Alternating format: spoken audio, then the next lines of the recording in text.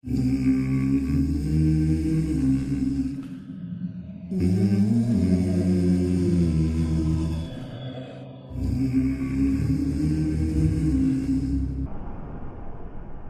there is a shot of Kilefa's face in a real awkward type shot. Then vroom vroom, all the cool bikes go by the virtual tough IPMC members on the bikes, and vroom vroom the pantos roll by, looking so cool while riding down the road. I can't even imagine how cool it is to ride down the road like that in such a sophisticated car, with fresh, girthy tires. The ride for Kilefa's birthday becomes much more treacherous. Steep inclines and unpaved roads welcome our riders with danger. Sweat begins to roll down everyone's buxom breasts in anticipation on whether or not they would survive this ride. While stylish and classy, the benefactor Panto have to downgrade its sheer power to put it all into fierce style and rugged looks. We now see many of the Pantos attempting and conquering Mount Chiliad as Kilefa rides in the back, rubbing his elbows and waiting to show everyone his thick surprise. Here IPMC's very own Lemon roar up the horrid trail.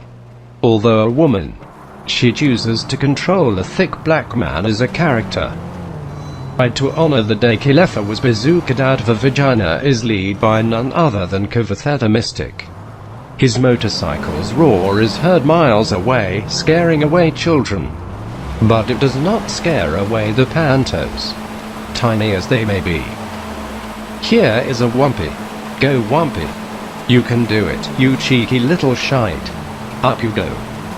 And with the help of Lemon's thick black character, Wumpy is able to survive gravity's horrible pull down the cliffside. A live Wumpy is a happy Wumpy. Against all odds, IPMC's founder, Metal, survives the climb and proclaims in a drugged, slurred speech that it is indeed his birthday too. IPMC rejoices as they reach the top, and is presented with Kilefa's girthy surprise. A Pegassi FCR 1000. A limp dick sports bike that Kilefa is quite salty was shut down by Whitey's godlike hand to be formally included into the roster of usable bikes for the Virtual Motorcycle Club IPMC. Kilefa attempts to explain to Whitey that the soul of his long-lost love has entered the seemingly unanimated bike and he would rather die without it. Whitey, being the mean man he is, laughs at Kilefa. Then Kilefa dies. Oh no, what have I done? Whitey exclaims with tears going down his cheeks. Whitey comes to the conclusion that he must have a soup kitchen with Metal and then die with Metal in the exact same fashion as his now dead birthday friend, Kilefa.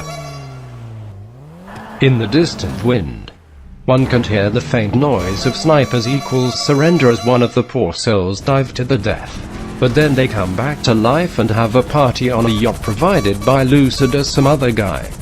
It's one of the IPMC members, I'm sure. They have a wicked party and even the Pantos drop in to say hello. Beep beep goes the Panto that is currently driven by the murderous Von Leck. Gee whiz, what a great birthday bash you guys. Oh my fucking god, a Panto just dropped out of the air and crushed the head of one of the IPMC members. Fractured skull parts ooze out of the now bloody pulp that was once his head. Not only this, but the sheer impact of the drop severed not one but two parts of the poor victim's spinal cord. Some of the IPMC members think this is a joke and allow the victim to go unaided under the hot tub water for quite some time. The victim's heart rate drops down to 14 beats per minute and dropping. Blood pressure 70/44. Respiration 0 due to the thick aspiration now plaguing this poor man. All this coupled with intracranial pressure that is welling up in what is left in this pulp overhead as the body attempts to repair itself in a vain attempt. 3 hours later, when a police report is filed, the cause of death is deemed death by Panto. But then he was fine and they all go on a ride on a tugboat that goes toot toot, ending the celebration with lovely, brightly colored fireworks, and they all sing happy birthday to Kilefa and Big Dick Metal. Some of the members of the IPMC find it funny to shine lights in Wumpy's face, and this makes him angry. He drives them straight into the dark waters and they all die.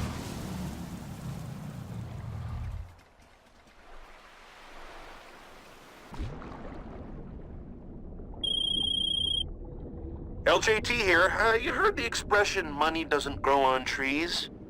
Well, it doesn't grow in your money factory either.